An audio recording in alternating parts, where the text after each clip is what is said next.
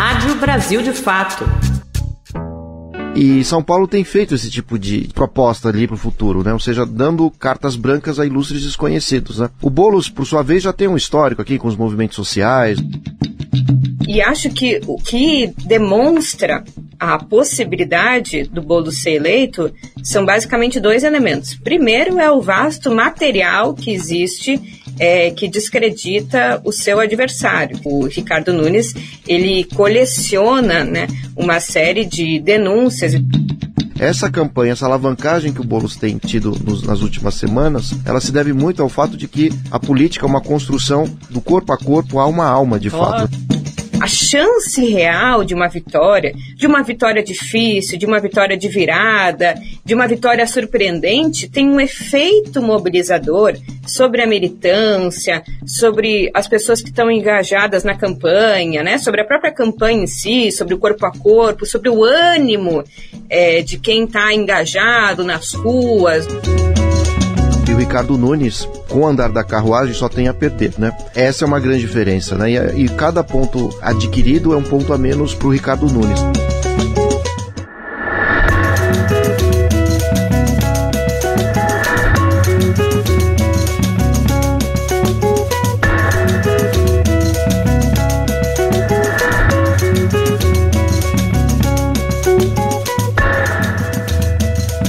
A gente está no ar a partir de agora com mais um episódio do podcast 3x4, o podcast de política do Brasil de Fato. Eu sou a Nara Lacerda, sigo com você aqui no nosso episódio. Ao meu lado está o meu colega de redação, Igor Carvalho, repórter de política do Brasil de Fato, que está toda semana com a gente aqui no podcast, conduzindo a nossa conversa junto comigo. E aí, Igor, vamos para mais uma semana de eleição ainda, né, amigo? Nara Lacerda, mais uma semana. Começando a nos despedir das eleições de 2024, eu sentirei muita falta, mas é isso, ainda temos alguns dias para aproveitar esse clima. E tem o resultado também, né? Se surpreender, a gente ainda tem muito assunto para colocar na nossa mesa. Também compondo a nossa bancada, a economista, professora de economia da UERJ, comentarista fixa aqui do nosso 3x4, Juliane Furno. Oi, Ju, tudo bom? Bem-vinda, obrigada pela presença. Olá, Nara. Olá, Igor. Muito feliz de mais uma vez estar aqui junto com vocês, comentando esse tema que eu também gosto muito. Já estou triste pela despedida, estou triste antecipadamente pela despedida desse assunto, que são as eleições. Vamos lá, então, as eleições municipais estão na reta final. Hoje, aqui no nosso podcast, a gente vai falar sobre o pleito em São Paulo. Apesar de saírem praticamente empatados do primeiro turno, as pesquisas eleitorais estão apontando aqui na capital paulista favoritismo do candidato à reeleição Ricardo Nunes, do MDB, contra o deputado federal Guilherme Boulos, do PSOL. Neste segundo turno, o atual prefeito conta com apoio de figuras como o ex-presidente Jair Bolsonaro e o governador Tarcísio de Freitas. Tem atraído aí o eleitorado de direita e os conservadores também de extrema-direita. Já Boulos, apoiado pelo presidente Lula, representa o campo progressista e tem apostado numa campanha de desconstrução da gestão de Ricardo Nunes, apontando erros e corrupção na gestão dele na prefeitura. Essa disputa, que foi muito acirrada no primeiro turno, está ganhando novos contornos também nesse segundo turno, porque São Paulo foi alvo de uma chuva absurda recentemente, que deixou uma parte importante da cidade sem luz por vários dias, e é claro que o atual prefeito foi muito questionado pela gestão ao longo dessa crise climática que atingiu a capital. Bom, e para analisar esse cenário, está aqui com a gente o Paulo Nicoli Ramires, cientista político da Fundação Escola de Sociologia e Política de São Paulo. Professor, tudo bem? Bem-vindo de volta. Tudo jóia, agradeço o convite, sempre uma honra poder compor essa mesa. Vamos começar então, Igor? Bora, eu vou começar por papo de boteco, professor. Nós começamos esse segundo turno com a primeira pesquisa do Datafolha colocando o Boulos 22 pontos percentuais atrás do Ricardo Nunes. Uma semana depois, a Atlas Intel já diminuía esse índice para 10 pontos. E nós tivemos, nesta semana, um levantamento da Quaest que mostra a distância entre os dois caindo para 8 pontos percentuais. O que você imagina para esse próximo domingo? É possível, a gente está começando a ver na cidade, o Guilherme Boulos teve uma postura de corpo a corpo, como eu não vi algumas eleições nessa última semana. É possível imaginar um clima de virada? É possível imaginar que, ao invés dessa distância toda, tenha ali um pouco de drama quando as urnas forem fechadas? Eu costumo ser bem realista, né? É difícil, mas não é impossível, né?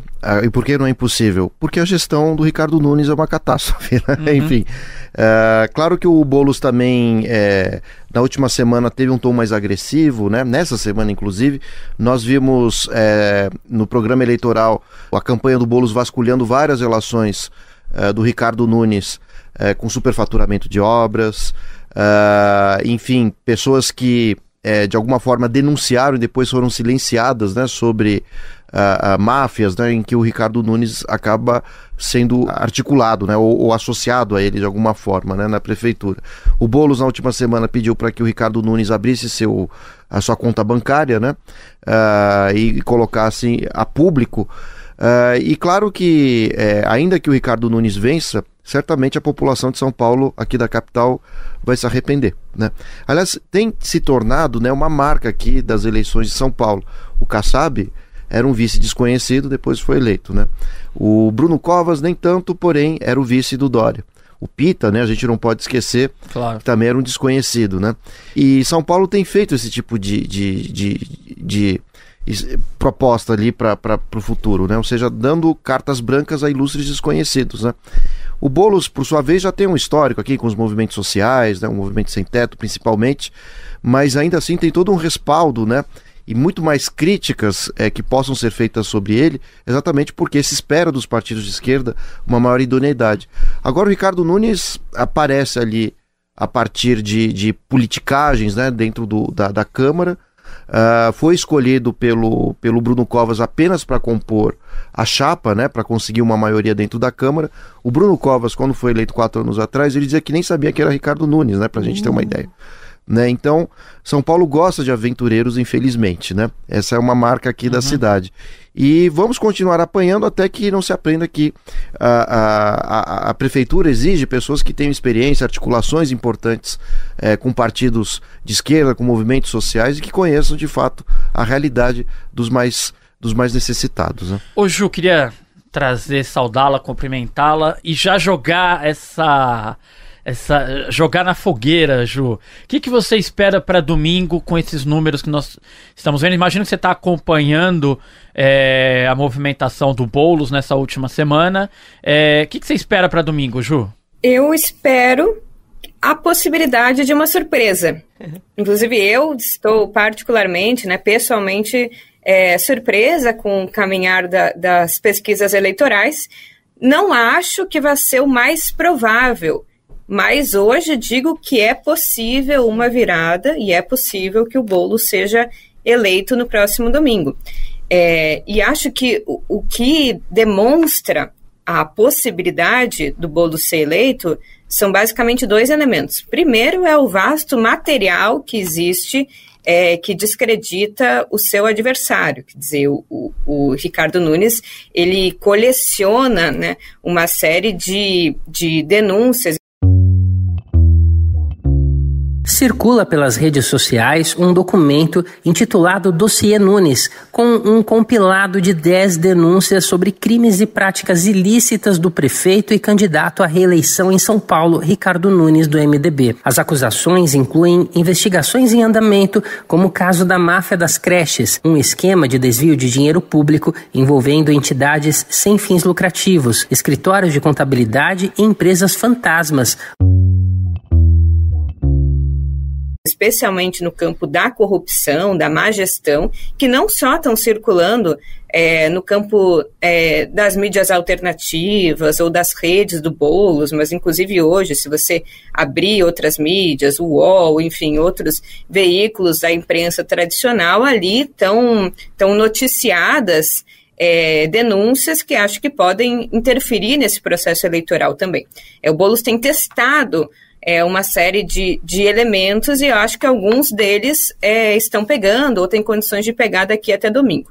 O segundo e mais importante ponto é a direção que essas pesquisas têm demonstrado. Então, acho que é menos a diferença objetiva de pontos percentuais, mas a direção que demonstra um candidato que saiu de uma diferença mais expressiva e que tem se aproximado da liderança, do candidato líder no segundo turno. Isso tem um efeito subjetivo, um efeito mobilizador, que é muito decisivo numa reta final. Quer dizer, a chance real de uma vitória difícil, de uma vitória de virada, de uma vitória surpreendente, tem um efeito mobilizador sobre a militância, sobre as pessoas que estão engajadas na campanha, né? Sobre a própria campanha em si, sobre o corpo a corpo, sobre o ânimo de quem está engajado nas ruas, no debate com a família, com os amigos, que eu acho que é o principal motor, de fato, de uma vitória. Então, quando você vai desanimado de sentir que do primeiro dia da corrida eleitoral do segundo turno até a última semana, as coisas ficaram mais ou menos do mesmo jeito, né? A campanha não decolou, eu acho que isso impacta num ânimo final abalado. Mas essa tendência, esse sentido de uma campanha que está crescendo, que está ganhando adesões, um candidato que tem demonstrado fragilidades, numa conjuntura, né, marcada pelas chuvas, mas uma série de outros eventos que tem demonstrado maiores fragilidades e espaço ali de tensionamento, onde pode ser tensionado, eu acho que isso impacta nisso. Eu queria insistir nesse elemento que eu acho que é o que pode, de fato, surpreender. O ânimo da possibilidade de vitória, o quanto isso vai impactar na reta final, eu acho que é o que pode, eventualmente, nos surpreender. Repito, não é o mais provável, mas hoje, diferente da semana passada, eu acho que é sim possível chegar no domingo com uma vitória. Professor, quer falar? Tem alguns dados que podem dar algum otimismo, né? 19% das pessoas declaram voto nulo, né, nas pesquisas. A última que eu vi aqui, que acho que foi a de ontem foi... Ontem foi Quest. Quest, exatamente. 2% ainda não sabem. E tem um detalhe, né? Repetindo o que aconteceu em 2022, boa parte dos eleitores do Marçal não estão respondendo à pesquisa. E isso é um dado importante, né? Eu vi vários comentadores, analistas de pesquisas, estatísticos, dizendo o seguinte: tem um problema, tem um vácuo ali na pesquisa, né? Nas pesquisas, porque assim como em 2022 muitos bolsonaristas não respondiam muitas pesquisas. Só para deixar claro para quem não se escuta, por descrédito nos institutos de pesquisa, exato, né? Exato. Então isso pode ser uma vantagem, além do fato de que tem prós e contras esse encontro do Boulos com o Marçal. Né? Porque de fato o Boulos, ele não tem mais votos a perder, só a ganhar, né? E o Ricardo Nunes, com o andar da carruagem, só tem a perder, né? Essa é uma grande diferença, né? E cada ponto adquirido é um ponto a menos pro Ricardo Nunes, né? Por isso que há uma esperança. Aqui precisamos ser realistas, é difícil, etc. Mas esse encontro ele pode ser muito decisivo. Claro que o Marçal não é uma figura que a gente poderia sentar no bar e ficar conversando tranquilamente, mas a política muitas vezes exige, como diria o Sartre, dizia que em nome da classe trabalhadora às vezes é preciso colocar a mão na merda, né? Não estou relacionando uma coisa com a outra, não quero um processo, mas o Sartre dizia exatamente isso, e muitas vezes a gente tem que se movimentar conversando com setores de direita, né? Eu mesmo tenho feito isso, frequentando algumas rádios e podcasts terríveis, né? Mas tentando mostrar sempre outro lado do que é ser de esquerda. De alguma forma a gente tem que entender os movimentos de negação da política que estão acontecendo no Brasil e o que é que a população chama de mudança, né, professor? Mas olha, a gente tem aqui as informações do Datafolha: 84% dos votos de Pablo Marçal no primeiro turno migraram para o Ricardo Nunes do MDB, segundo o Datafolha, tá, gente? Enquanto Guilherme Boulos herdou apenas 4%. Bom, considerando a decisão de Nunes de não querer Marçal no palanque, você acha que essa transferência de votos vai se manter? Você já sinalizou um pouco da tua resposta, né, professor? Mas a surpresa pode vir, então, pelo que eu estou entendendo. Pode vir, até mesmo por uma chateação do Marçal por não ter conseguido o apoio do Bolsonaro, né? E a gente já viu que o Marçal não é uma figura muito previsível, né?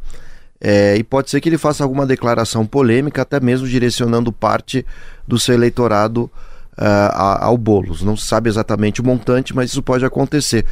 Exatamente porque essas figuras outsiders, né, antissistema, elas são imprevisíveis. Uma hora pode estar de um lado, depois de outra. E essa era uma questão que eu tinha comentado assim que terminou o primeiro turno, né? Quais são as chances do Boulos?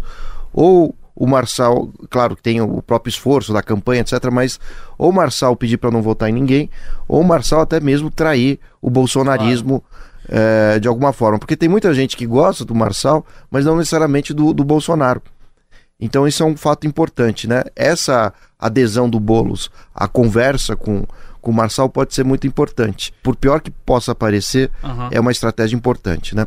Assim como também o Boulos fez outra coisa muito interessante, ele está com as noites do pijama ali, dormindo na casa dos eleitores, é uma estratégia bem interessante, uma inovação. Só ainda sobre o Marçal, eu concordo, acho que o eleitorado do Marçal se recusa a responder pesquisa, então tem uma faixa nebulosa e uma franja nebulosa de votos, mas eu acho que se há uma expectativa de crescimento, me parece que o Nunes bateu no teto dele, né? Não sei se você concorda, mas se há uma expectativa de crescimento, essa expectativa do Boulos, e aí me parece acertada a decisão dele, se essa sabatina ocorrer mesmo, é no diálogo com o eleitor. Nós vimos essa semana talvez o filme mais importante da campanha do Boulos no horário eleitoral, que é destinado diretamente para os eleitores do Marçal. Então são eleitores do Marçal falando que votaram porque querem mudança.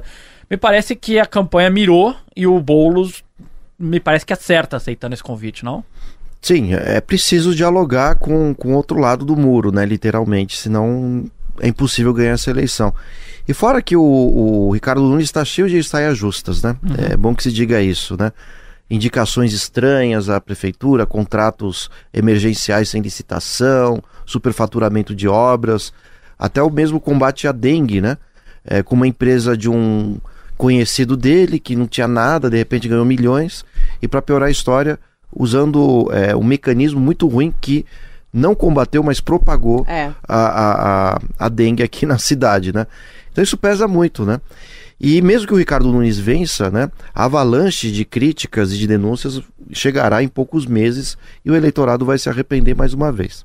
É isso. Ju, nós falamos aqui, o professor está falando com a gente sobre as crises, os casos de corrupção e tal, e eu queria destacar um tema específico para falar contigo, que é o apagão em São Paulo, no dia 12 de outubro. Mais de 2 milhões de casas ficaram sem energia, algumas por quase uma semana. O que você achou do desempenho do Ricardo Nunes, que é bem diferente do que ocorreu em 2023, mas você acha que isso pode influenciar o eleitor na hora de votar, na urna, essa crise energética que a cidade enfrentou? Acho que sim. Eu acho que estes elementos objetivos, né, que impactam objetiva materialmente na vida da população, embora eu faça a ressalva de que o bolsonarismo nublou um pouco essa máxima, né, que a gente afirmava que quando as condições econômicas se deterioravam, elas tinham capacidade maior de impactar sobre a política,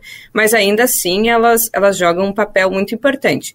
Então, claro, ficar sem luz, né, a deterioração das condições de vida, elas têm uma capacidade de se sobressair sobre os aspectos mais abstratos da política, né, democracia, a própria corrupção, gestão da vida municipal, né, que são menos palpáveis. Então, esse evento do apagão, eu acho que ele explica, em boa medida, o crescimento do Boulos na disputa eleitoral. Ainda que eu faça a ressalva de que eu acho que o Ricardo Nunes contornou da melhor forma possível. Então, acho que é importante também fazer uma avaliação de que o outro lado também joga muito bem, se preparou muito bem. Então, eu acho que a campanha do Boulos fez a melhor disputa política em relação ao apagão e a responsabilização da prefeitura sobre esse episódio, a negligência da prefeitura sobre esse episódio, inclusive avançando para um tema de caráter mais ideológico, que é sobre a privatização desses serviços públicos fundamentais, mas eu faço também a ressalva de que o Ricardo Nunes respondeu de uma forma surpreendente no debate, e aí eu não sei como isso chega nos seus eleitores, né? A gente que não é eleitor do Ricardo Nunes, eu que não estou na cidade de São Paulo, não sei como isso chegou, mas a forma com que ele federalizou em boa medida o processo, né, falou sobre as tratativas que o próprio Alexandre Silveira estava tendo com a Enel, já balançam, né, já fazem ali uma disputa de quem é o pai e quem embala aquela criança ali. Então, eu acho que assim, no frigir dos ovos, o balanço esse tema tende a desgastar mais o Ricardo Nunes e a gestão municipal. Não 100% da responsabilidade da crise é deslocada para ele, porque o outro lado faz uma disputa com relação à responsabilidade e também traz o governo federal, traz o Ministério de Minas e Energia, traz as gestões passadas e também atua sobre essa gestão, tentando sair da forma mais ilesa possível. É importante a gente ressaltar que essa crise energética que São Paulo viveu, ela trouxe à tona uma crise que é nacional, inclusive uma disputa política entre órgãos que também é nacional, né? A Ju estava citando a Enel, a gente teve também algumas afirmações da própria ANEEL, enfim, do Ministério. Essa crise não é só sobre São Paulo, mas aqui na cidade de São Paulo não dá para a gente esquecer que mais de 50% do problema foi causado por queda de árvore, infiação visível. Bom, se isso não é trabalho da prefeitura, cuidar da cidade, a gente já começa a ficar sem entender. Então o prefeito pode passar para quem quiser essa criança. Fato é fato, dado é dado, mais de 50% do problema de São Paulo foi causado por queda de árvore. Queda de árvore. Não tem nada mais prefeitura do que isso, gente. Eu queria voltar a falar sobre essa transmissão de votos do primeiro para o segundo turno. A gente falou do Massal, professor. E a gente tem o caso da Tabata Amaral também, do PSB. Segundo as pesquisas, Boulos recebe 50% dos votos dela e Nunes recebe ali um pouco mais de 30%. É a personalidade política da Tabata que explica essa divisão no eleitorado, aquela coisa meio em cima do humorismo ali? Como é que você avalia? Exato, né? Porque a Tabata é uma das figuras mais contraditórias atuais da política brasileira. Claro que o histórico de vida dela é impressionante, veio da periferia, uma moça super inteligente, né? Enfim, um prodígio, foi para Harvard, etc e tal. Mas o problema foi a cooptação que fizeram em cima dela a partir do Lehman, né? O Lehman das Americanas, pra gente não esquecer, que tem o grupo chamado Renova BR, que faz um pouco de lavagem cerebral com jovens pretensos, aspirantes à política, passando toda a ideologia neoliberal. Eu tive a oportunidade de entrevistá-la durante essa eleição, na Rádio Trianon, e fiz exatamente essa pergunta para ela. Bom, em época de eleição, todo mundo começa a associar quem tem relação com quem. E eu perguntei para ela qual que era a relação dela com o Lehman. Ela ficou muito chateada com a questão, sangue nos olhos, né, como costuma dizer, ficou muito chateada. Ela disse o seguinte: olha, você não tem que olhar a relação que eu tenho com o Lehman, porque é um empresário muito sério, né, ela dizia isso, mas sim quem tem contato com o PCC, sei lá, alguma coisa do tipo. Então ela quis dizer que se é branco, tem terno e gravata, é bilionário, tudo bem, né? Pode lavar dinheiro à vontade. Claro que isso é complicado. Então, a esquerda tem um ranço com a Tabata, fora o fato de que ela votou a favor da reforma ali da previdenciária, né, no primeiro ano como deputada, que era uma coisa que ela não podia ter feito, primeiro por estar no PDT, segundo, olhando de onde ela veio, né? Esse é o ponto. Não foi a única vez que ela votou contra a orientação de partido, que mostra a dificuldade dela de participar de organizações coletivas, pois é, né? Em que ela não tem o tempo inteiro que afirmar as posições dela individuais. E por conta... Esse ano ela votou contra a saidinha também, o veto do presidente Lula, no caso, contra a orientação do PSB para que seus parlamentares mantivessem o voto junto com o governo. E pautas que são muito caras para o campo progressista, né? Mas então o senhor acha que está nessa conta, essa divisão? Sim, e é por isso que ela atrai tanto a Faria Lima, né? Inclusive foi dar palestras, etc. Então esses 30% que migram para o Ricardo Nunes é a região da Faria Lima, ou quem segue essa mentalidade e que vai votar no Ricardo Nunes, né? Agora, outra metade se identifica com a Tabata, né? Tem muita gente que estuda, que veio ali da periferia e, querendo ou não, tem ela como um exemplo, né? Então, por isso que a Tabata consegue ficar nesse meio termo. O problema é que quando você não se assume nem de esquerda, nem de direita, você não vai para lugar nenhum, né? E é o que tem acontecido com a Tabata nas eleições, né? Ela não consegue angariar um nome forte nunca, né? Agora, vale dizer que também ela é a noiva, namorada do João Campos, né? Isso, prefeito de Recife. Que é uma figura muito importante hoje para o futuro da esquerda. Sem claro que há muitas ressalvas, né, ao PSB em alguns pontos, né? A gente não pode esquecer que quando a Dilma tentou a reeleição, o PSB rompe com o PT, enveredando ali para um caminho mais de uma visão mais neoliberal. Não se sabe até que ponto o João Campos vai seguir ou não essa visão mais mercadológica, mas ainda assim é uma esperança para depois a aposentadoria do Lula, né, num nível federal. E além do João, aquele discurso dela logo depois do primeiro turno também. Eu sou muito conhecida por ter posicionamentos firmes. Eu nunca me omiti. Vocês nunca vão encontrar um voto nulo, um voto de abstenção meu. Inclusive, sou muito criticada à esquerda e à direita por isso. E eu arco com as consequências de cada decisão que eu tomo. Então, antes mesmo de falar com qualquer pessoa, porque eu fiz questão de vir aqui dar essa declaração sem falar com nenhum dos candidatos, eu queria dizer a vocês que no segundo turno eu votarei em Guilherme Boulos. Esse é um voto por convicção, não é um voto negociado. Mudou um pouco, acho que a percepção da esquerda, né, Igor? Uhum. Eu pelo menos fiquei muito impressionada. Ju, nós estávamos conversando aqui antes, eu estou bem impressionado com o que a campanha do Boulos tem feito nessa última semana, na reta final. Esse corpo a corpo, eu diria que um corpo a corpo levado ao extremo, né, da campanha, realmente ocupando todos os espaços da cidade, levando muito a sério, fora da rede social, a campanha política.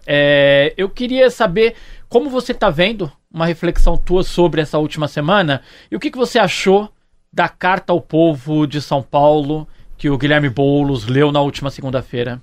Na frente da prefeitura, né? Super cena. Eleição não se ganha de véspera, muito menos quando se canta vitória. Eleição se ganha com trabalho, com diálogo, com coragem e com convencimento das pessoas que vão às urnas no próximo domingo. Eu acho que ele está retomando um pouco uma estratégia muito cara para a esquerda popular. É claro que as mudanças tecnológicas, inclusive, e do estilo de sociabilidade que foram sendo desenvolvidas nesses últimos anos exigiram e seguem exigindo que a esquerda adapte, em boa medida, a sua forma de relação social e relação especialmente com a juventude. Então é muito importante a presença de redes do Boulos, e eu acho que ele vai muito bem nesse campo, e tem uma equipe especializada e que toca esse processo. Então ele pode, né, ter uma boa presença nas redes sociais, atuar nesse campo através de equipe, militância especializada, mas a sua presença, né, e dos quadros militantes que tenham, né, relação orgânica com as organizações sociais, ou mesmo que sejam a franja dessas organizações, o papel dessas pessoas é estar na rua, né, zelando pela melhor tradição da esquerda popular, muito vitoriosa no passado, que é fazer esse corpo a corpo, que é dialogar com a população, que é escutar a população, que é frequentar os lugares, né, os locais, os bairros onde grande parte da população, especialmente a mais pobre, se concentra, e vivenciar aquele dia a dia, vivenciar e fazer uma escuta atenta sobre as principais pautas que dizem respeito ao município. Então, acho que ele acerta muito em relação a isso, e acho que é um dos componentes que explica o avanço da campanha medido pelas pesquisas eleitorais. E eu acho que o gesto da carta também, ele reflete um pouco o próprio o Boulos, aí, sem querer fazer uma análise muito psicológica aqui, né, em boa medida, ele persegue, aí, de forma também mais acelerada, né, a partir dos novos sujeitos históricos, um pouco que foi a trajetória do Lula, né. Muito. E ao perseguir isso também a manifestação, né, não por acaso, da edificação de uma carta, que é uma carta, né, que sela ali os seus objetivos mais históricos, mas também sinaliza para os setores mais conservadores e da direita mais tradicional, quatrocentona de São Paulo, que ele é um sujeito confiável, né, do ponto de vista, não é um maluco que vai ocupar os prédios da Prefeitura de São Paulo e transformar eles, enfim, né, numa ocupação qualquer, né? Mas é alguém que tem uma pauta, obviamente, vinculada aos movimentos sociais, mas tem uma capacidade técnica, de gestão, uma equipe. Então, é também uma sinalização para esse conservadorismo, aí acho que mais do que, né, brasileiro, mas expresso mais ainda na capital paulistana, de que ele tem todas as competências técnicas, né, e de que vai honrar ali todos os contratos, né, do ponto de vista de zelar pela segurança jurídica, fazendo transformações importantes, mas dentro ali do que são, né, o rito da ordem liberal burguesa que reina dentro das cidades governadas no modo de produção capitalista. Então, acho que é um acerto, né, não custa nada tentar nessa reta final dirimir esses temores exagerados de que alguém que venha de um movimento sem terra não tenha capacidade, ou mesmo esteja, né, imerso num medo, pânico de que é um sem-teto, né, alguém que já teve conflitos com a polícia, ocupando uma cadeira importante numa cidade importante como é a capital. Essa narrativa os comunistas vão invadir minha casa, ela já cansou, é bem cafona, né? Vamos dizer, no caso do Boulos, a ligação dele com o movimento sem teto coloca ele como uma vítima ainda mais direta dessa narrativa, mas, gente, pelo amor de Deus, a gente escuta isso desde 89, a redemocratização está muito permeada por esse imaginário esquisitíssimo e cafona. Mas eu pergunto para você, professor Paulo, você acha que nessa campanha o Boulos já está chegando num lugar da trajetória dele em que ele consegue romper com essa narrativa de, olha, lá vem um invasor de casas, ele tem uma rejeição de mais de 56%, segundo o Datafolha. Você acha que tem uma relação entre essas duas coisas, professor?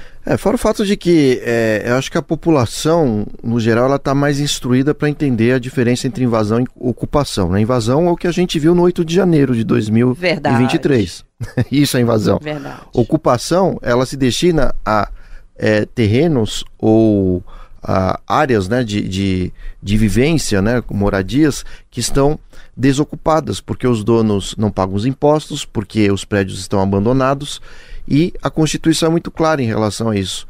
Toda propriedade deve ter função social, ou gente morando ou alguém trabalhando.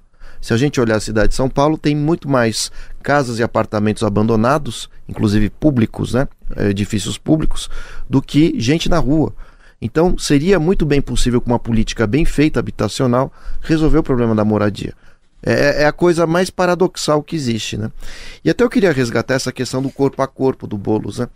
Porque a campanha do Ricardo Nunes e do Marçal, elas são feitas não no corpo a corpo, mas no tela a tela, né? Ou seja, a tela do celular, a tela da TV, é muito fácil você gravar 1000 vezes, né? Tira a espontaneidade, fica uma coisa meio mecânica e às vezes engana muita gente. Agora, é uma tradição da esquerda ir às ruas, né? A gente visita as comunidades, as favelas, conversa com os moradores em situação de rua. Então, essa campanha, essa alavancagem que o Boulos tem tido nas últimas semanas, ela se deve muito ao fato de que a política é uma construção do corpo a corpo a uma alma, de fato, né? Uma questão que a Hannah Arendt colocava num livro também, A Condição Humana. Ou seja, é esse contato, né? E a possibilidade de conviver com o diferente, né? A gente não consegue ver o Marçal dialogando com a esquerda, a gente consegue ver o Boulos tentando convencer a direita. Então, a Hannah Arendt defende a política como a arte do impossível. Porque ao invés da gente se matar, né, a gente está conversando e tentando chegar num consenso. E a luta da esquerda é essa hoje, né? Tentar levar luzes, né, onde há sombras.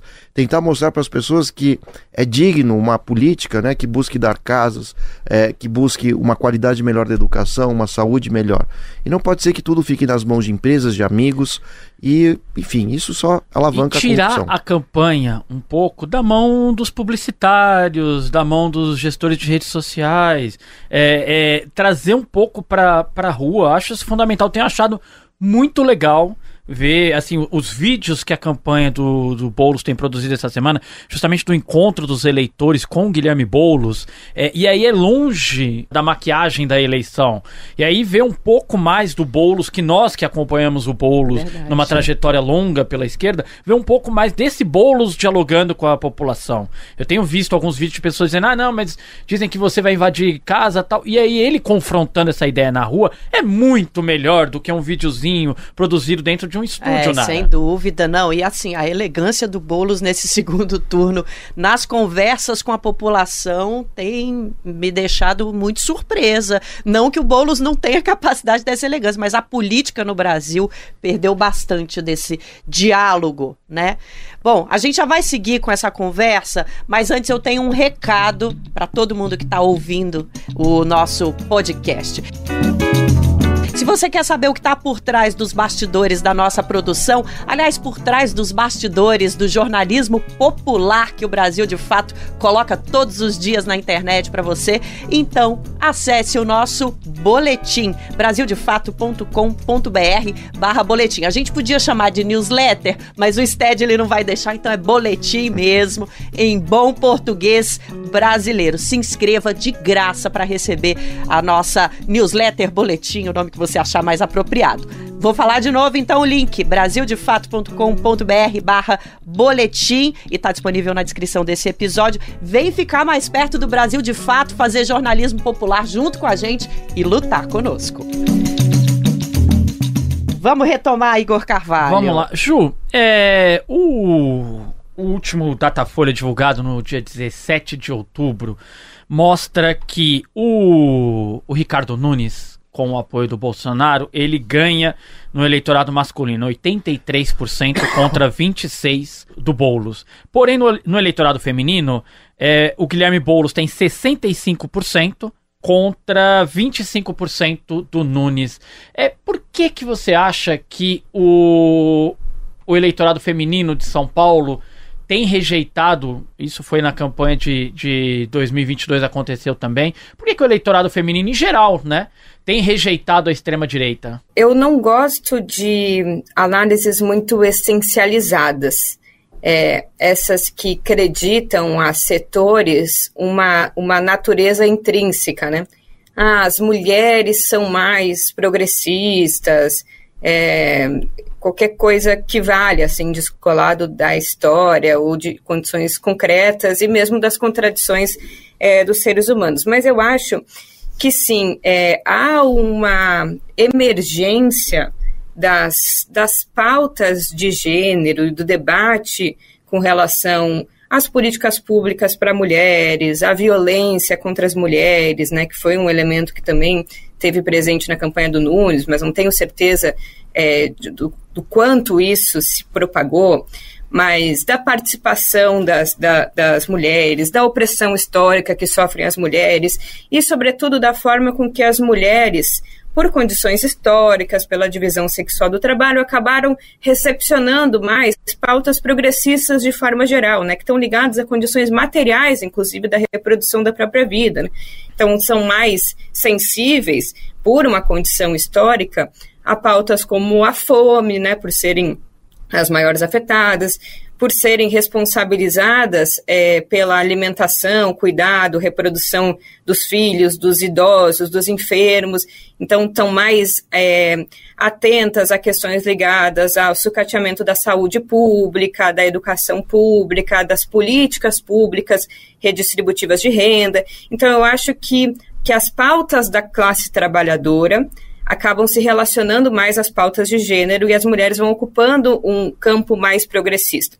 E isso desbanca, na minha avaliação, uma análise feita muito a priorística de que haveria nos movimentos, né, ditos identitários uma tendência de descolamento das suas pautas em relação às pautas de classe, ou que haveria um caráter mais liberal, né? Que as mulheres estariam, então, dividindo a classe trabalhadora e afirmando os seus elementos identitários descolado do restante das pautas fundamentais. Eu acho que isso sim pode acontecer.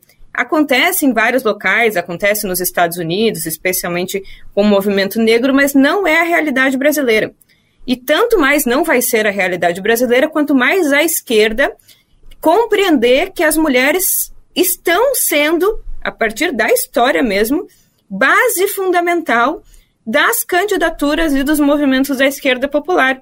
Foram do ele não, foram agora da grande derrota que a direita teve no último período, numa pauta que ninguém acreditaria que tinha adesão social, que foi a pauta do estupro, enfim, das mulheres poderem ser mais responsabilizadas criminalmente que os seus estupradores. Qualquer esquerda mais conservadora diria, inclusive, para nem tocar nesse tema, e foram as mulheres que conseguiram imprimir uma derrota no Congresso importante. E eleitoralmente também, as mulheres têm votado, né, isso é estatística, muito mais nas candidaturas da esquerda do que os homens. Então, acho que é importante a esquerda entender que este é um setor que tem cumprido uma pauta progressista e, de fato, se abrir para incorporar essas pautas, aí sim, sob o risco de, ao não incorporar, que haja, sim, um deslocamento e uma tendência de particularização em relação ao todo. Mas eu acho que é um sintoma da forma com que o desmonte das políticas públicas tem acontecido no Brasil e como a divisão sexual do trabalho tem imposto às mulheres a responsabilização por uma série de serviços que, ao não serem executados pelo Estado, recaem mais sobre elas, e isso tem as ligado mais, junto com a força do movimento feminista, a estarem mais próxima dessas candidaturas que têm se comprometido com a periferia e, sobretudo, com políticas públicas como moradia, emprego, transferência de renda, alimentação, que eu acho que tocam nessas pautas que materialmente atingem mais as mulheres. Paulo, trazer alguns números aqui da Datafolha divulgada em 17 de outubro. O Ricardo Nunes atraiu 83% dos eleitores de Bolsonaro e 26% dos eleitores de Lula no segundo turno, né? Atrai, segundo a pesquisa. Já Boulos conta com 65% dos eleitores do petista e somente 5% dos que votaram no ex-presidente. Você acha que faltou se apropriar um pouco da imagem do presidente Lula? O lulismo está mais afastado da esquerda? A gente estava falando disso, né, Paulo? Tem vários fatores, né, nesse aspecto, né? O primeiro deles é que Bolsonaro e o Lula têm um índice de rejeição muito forte na cidade. Sim. Então, é claro que o Lula ficou muito ausente nas campanhas, no geral, nos municípios esse ano, mas ainda assim se engajou mais aqui com o Boulos, porque consegue transferir uma certa porcentagem de votos. Agora, em relação ao Bolsonaro, ele, mais do que atrair, ele é um espantalho, né? Esse é o problema. Porque o Lula, pelo menos, ele tem alguns bons resultados, aliás, muitos bons resultados em relação ao seu atual mandato, né? O PIB ontem a gente viu que vai aumentar mais do que a expectativa, é o maior crescimento acima da expectativa no mundo, né? Enfim, o desemprego caiu, enfim, o índice de pessoas passando fome também despencou. Ainda são números elevados, não é aquilo para a gente soltar fogos de artifício, mas a perspectiva é muito melhor do que aquela que a gente teve nos 2 primeiros anos de Bolsonaro, né? Teve pandemia, teve inflação, aumento do preço do combustível, mortandade, né, absurdas por conta do Bolsonaro. E fora o fato de que, voltando à questão, né, do voto feminino, enfim, as mulheres, claro, elas se engajam muito mais através de redes sociais, né? Há milhares de críticas ao Bolsonaro, ao machismo como um todo. Como foi bem dito agora, as mulheres têm muito mais preocupação com a saúde, né? Dados mostram isso pra caramba, né? Ou seja, então vão ao hospital, frequentam muito mais, os homens são mais desleixados com o hospital, então tem menos índices de escolaridade no geral. Então quem sente mais essa coisa de saúde e educação são sempre as mulheres, muito mais em relação aos homens, né? Mesmo porque tem um filho, leva pra escola, etc e tal. Não que o homem não possa fazer isso, mas num mundo machista e patriarcal como o nosso, essas responsabilidades acabam sendo delegadas às mães, né? Bom, mas o Bolsonaro, ele se engajou muito mais essa semana, já com algumas gafes, né? A gente viu ele já colocando algumas dúvidas sobre o resultado das eleições, coisa que a maioria dos prefeitos eleitos apoiados por Bolsonaro não fizeram, né? Quando ganha, funciona a urna, né? Aliás, a cara do Nunes nesse momento é maravilhosa. O Nunes que já tem uma dificuldade enorme de assumir o Bolsonaro em São Paulo, na hora que o Bolsonaro fala isso, o Nunes derrete do lado. Pois é. E o auge de toda essa hipocrisia da direita foi semana passada, quando teve uma reunião emergencial em relação a Enel, né, para cancelar o contrato, né? Ou seja, agora a direita é contra a privatização. Né? Do nada. No mesmo ano em que a Sabesp foi privatizada. Agora, o que está acontecendo com a energia aqui em São Paulo, muito em breve vai acontecer com a água, né? É bom que se diga isso. No mundo inteiro, os estados estão reestatizando serviços de energia e de água, porque o serviço privado ou é ineficiente, não tem dinheiro suficiente para cuidar, ou o serviço piorou muito. Paulo, eu queria pegar um fio que você deixou no caminho aí, dar uma puxada nele, que é o projeto 2026. Bolsonaro estava em São Paulo, Bolsonaro disse que ele é o candidato em 2026, ao lado do Tarcísio, ele fez essa afirmação, ao lado do Tarcísio e do Nunes. Está ali, na sua opinião, uma trinca que está trabalhando pelo Ricardo Nunes como um projeto para alçar o Tarcísio para a presidência em 2026? Claro que existe este projeto, né? Isso pode gerar uma cisão, né? Porque o Bolsonaro com certeza vai querer ser candidato, está inelegível. Se houver condições para isso. Exato, né? Pode ser que o Congresso aprove a anistia, uma anistia, né? Enfim, o que seria um absurdo, pode ser barrado pelo STF, porque não é uma anistia de dívida, não é uma anistia de, sei lá, roubei um abacaxi. É a anistia de um grupo que tentou dar um golpe de Estado. Né? Então, quem pode ver isso é o STF, no limite o presidente da República, não o Congresso, né? Enfim, essa é uma discussão, né? Mas isso vai criar uma cisão entre o Tarcísio e o Bolsonaro, a não ser que o Bolsonaro se mantenha inelegível, mas a gente não pode esquecer que muita gente usa o São Paulo como trampolim e quebra a cara, né? Aconteceu com Dória, aconteceu com José Serra, aconteceu com Alckmin, que hoje é vice, né? Ele teve que mudar de lado, né, para continuar vivo na política. Aconteceu, inclusive, com o Kassab, né? Enfim, depois que ele administrou a cidade, sumiu. Hoje é muito forte nos bastidores, mas não é uma figura elegível, digamos assim. Então, é muito interessante a gente ter esse cuidado, porque o que acontece em São Paulo não reflete o que acontece no resto do país. Por quê? Porque São Paulo foi dominado por uma leitura neoliberal de mundo, né? Tem muito PJ, muita gente prestando serviço, houve um processo de desindustrialização muito forte, um reflexo hoje muito mais claro no ABC. A gente viu o PT evaporando ali em São Bernardo, Santo André, São Caetano, né, que eram territórios ali em que o PT era muito forte. Então, quem conseguiu falar muito bem com esse novo trabalhador PJ, precarizado, né, uberizado, foi a extrema-direita. E vendendo exatamente o pior produto para eles, né, que é muito bom não ter direito trabalhista, etc. Né, então foi uma lavagem cerebral. Agora, é importante a gente pensar, por outro lado, que é fundamental o PT saber, e os partidos de esquerda saber dialogar com esse novo trabalhador. Criar leis intermediárias, alguma coisa do tipo, que possa dar benefícios, né? Porque, só queria abrir um exemplo, né? No Chile, em 1973, quando o Pinochet deu o golpe, ele usava uma frase que dizia o seguinte: estamos mudando os trabalhadores para empreendedores. Qualquer semelhança com o presente, nenhuma distância, né? E aí o que acontece? Na década de 70 as pessoas jogavam fogos de artifício, dizendo viva, vou pagar menos impostos, não quero saber de Estado, etc. Bom, passados mais de 40 anos, o Chile hoje é o país do mundo que tem a maior quantidade de idosos se suicidando. Porque os aposentados pagaram a cota mínima, era que o Paulo Guedes, ministro do Bolsonaro, queria aplicar aqui no Brasil. Eu tenho família chilena, e eles davam risada quando ouviam assessor. Como assim vocês querem aplicar isso aí no Brasil? Eu falei, a gente não, né? Os malucos, os bolsonaristas. Sim.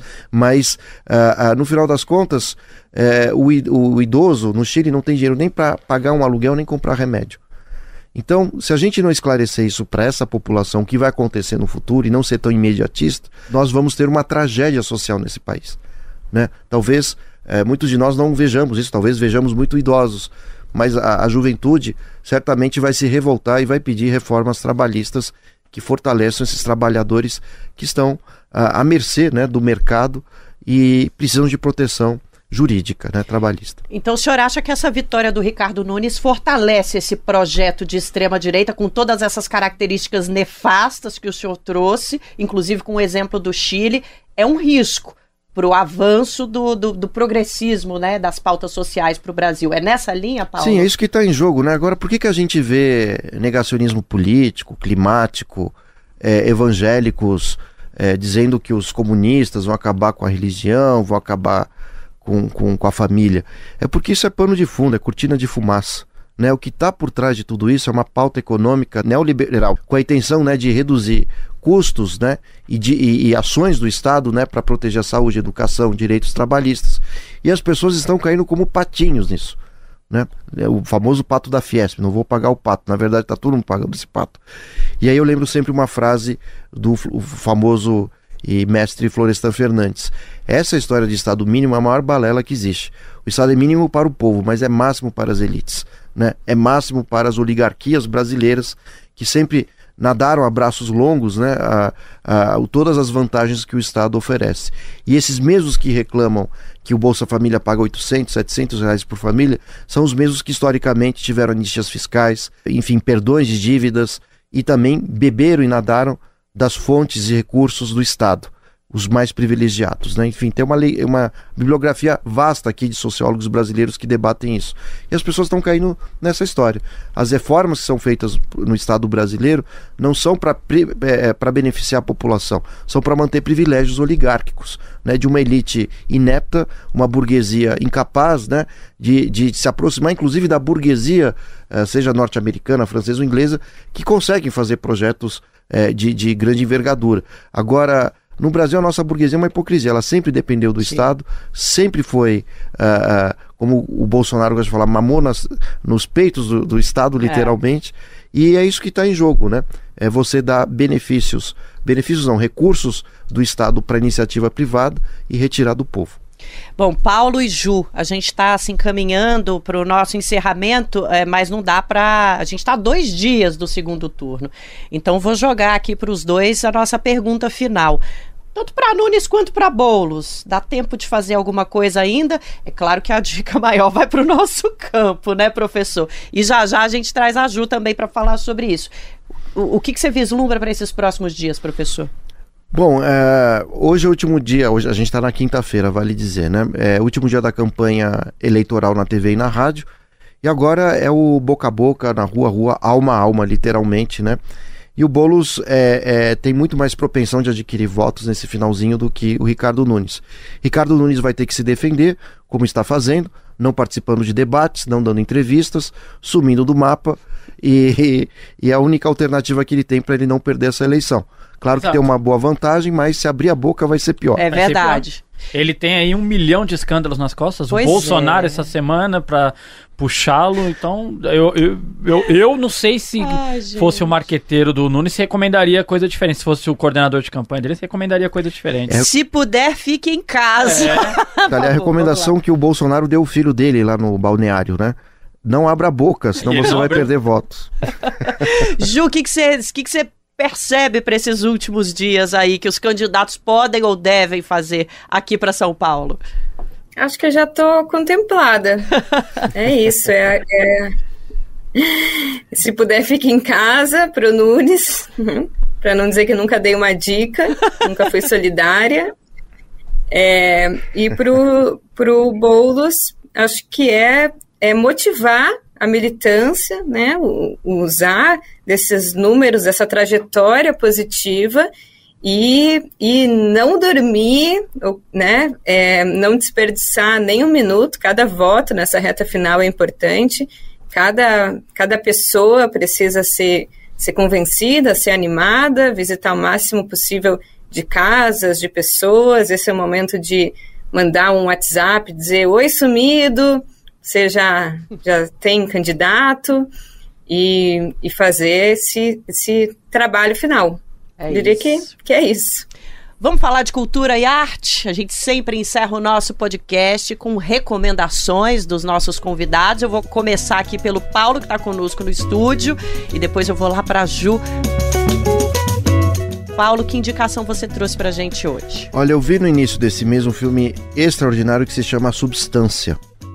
Ele tem sido muito criticado, né, por quem gosta de programa de auditório, quem gosta de reality show. E então, quando essas pessoas criticam, é o momento de ir ao cinema, né? É um filme muito bom que trata, né, tem uma trama um tanto sobre o envelhecimento do corpo da mulher, né? Tem uma questão psicanalítica, né, do terror também. O Freud chamava isso de Unheimlich, né, em alemão, que significa o estranhamento, né, o inquietante. Na literatura do Dostoiévski, até mesmo do Machado de Assis, tem várias questões, né, do duplo, né, quando você se duplica. Não vou dar muito spoiler, né, mas vale a pena, né? Então, até mesmo é uma estética feminista muito interessante, né? Só uma diretora, que é a Coralie, né? Então, só uma estética feminista, a percepção feminista poderia passar isso à frente, né? Um filme excelente, com excelente papel da Demi Moore, né? Saindo daquele papel sempre da mocinha ali, linda, né? Conquistadora, mas vivendo um drama psicológico muito interessante. Assistam mulheres, diretoras mulheres, isso vale muito a pena sempre. Juliane, o que é que você nos recomenda hoje? Olha, eu vou dizer que eu vou seguir a dica aqui. Sábado já reservei ingresso para assistir A Substância. Mas eu vou indicar um programa cultural bem diferente do que eu costumo indicar, assim, nada muito intelectualizado e profundo. Até é profundo, né? Eu normalmente indico livros aqui que eu tô lendo, enfim, sobre história, teoria, economia. Mas tem uma peça teatral que é sensacional, e como ela ainda está em São Paulo, eu acho que esse programa vai ser muito ouvido por paulistanos ou que moram aí, vale a pena. A peça chama King Kong Fran. É de uma humorista, influencer, e aí, na mesma pegada, né? Não tem muitas humoristas mulheres, né? Agora até tem tido um pouco mais, então acho que vale a pena, inclusive, fortalecer o trabalho de humoristas mulheres. E é uma grande tiração de onda com homens. Inclusive, os homens são convidados a participar. Eles são chamados na plateia, vários deles. Então, a minha dica também é: fiquem sem medo, tranquilo, aceitem participar, aceitem serem humilhados. Mas é muito engraçado. E dentro daquelas sutilezas do humor, tem várias verdades sobre as relações sociais de gênero que vale a pena ser enfrentado, né? Eu acho que o humor é a melhor forma para tocar em pontos importantes. King Kong Fran. Assistam, gente, vale a pena demais. A peça tá viajando pelo Brasil, então dá uma procurada no Google aí para saber onde ela tá neste momento. Ela é baseada no livro que foi escrito por Pedro Brício e Rafaela Azevedo, que tem o mesmo nome, e achei incrível que a gente teve dicas culturais bem feministas hoje aqui. Adorei muito. Obrigada, Paulo, e obrigada, Ju, pelas recomendações. A gente está chegando ao fim do nosso episódio de hoje. O 3x4 trouxe essa análise sobre a reta final do segundo turno aqui na capital paulista, mas é claro que você pode continuar acompanhando a nossa cobertura no Brasil de Fato, que não fala só sobre isso, não. Fala sobre Brasil, mundo, e tem muito conteúdo bom de jornalismo popular para você acompanhar. Então vai lá, brasildefato.com.br. Não esqueça que no domingo o senhor Igor Carvalho estará aqui com uma equipe de responsa para nossa live do dia da votação, gente. Então, dia 27 a partir das 4 da tarde no YouTube do Brasil de Fato e na TVT News. Não esquece também que se você tem algo a dizer, as nossas redes sociais estão mais que abertas para sua opinião, sua recomendação. Dá para comentar também lá no próprio Spotify. Logo debaixo da descrição do episódio tem um lugarzinho para você deixar sua mensagem. A sua participação é muito importante para a gente. Vem fazer jornalismo popular com a gente. Não dá para fazer sozinho só aqui da redação, não, viu? Valeu pela participação de todo mundo. Queria agradecer muito, professor Paulo. Obrigada por ter estado aqui conosco nessa reta final das eleições. Excelente estar de volta num momento tão decisivo, né, para a cidade de São Paulo, para o país como um todo. É preciso combater a extrema-direita em nome da democracia, em nome da diversidade, enfim, em nome dos movimentos negros, os movimentos sem teto, sem terra. Enfim, a nossa luta é sempre pela expansão de direitos às pessoas que mais precisam. É isso, Paulo Nicole Ramires, cientista político da Fundação de Escola de Sociologia e Política de São Paulo. Juliane Furno, nossa querida comentarista, obrigada demais por estar aqui conosco mais uma vez. Obrigada, um prazer dividir essa bancada com o Paulo e sempre uma alegria reencontrar a Nara e o Igor. E vamos lá, até a próxima e segurar a ansiedade aí para acompanhar os resultados em tempo real no domingo. Igor Carvalho, sempre bom estar com você. Até a semana que vem. Valeu, Nara, até a semana que vem. É isso. Obrigada a você que nos acompanhou também. Vamos nessa, semana que vem tem mais. O 3x4 é apresentado por mim, Nara Lacerda, pelo meu colega de redação Igor Carvalho, direção de Camila Salmágio e Vitor Shimomura. Os nossos comentaristas são Juliane Furno, João Pedro Stedley e José Genuíno. Produção e roteiro Letícia Holanda, trilha sonora original Alejandra Luciani, edição e sonorização Lua Gattinone, identidade visual Rafael Canoba e Samuel Lovato. No Brasil, de fato, a coordenação de redes sociais é de Rafaela Cury, coordenação de rádio e TV é de Muniz e Ravena e a direção executiva é de Nina Fidelis. Até semana que vem.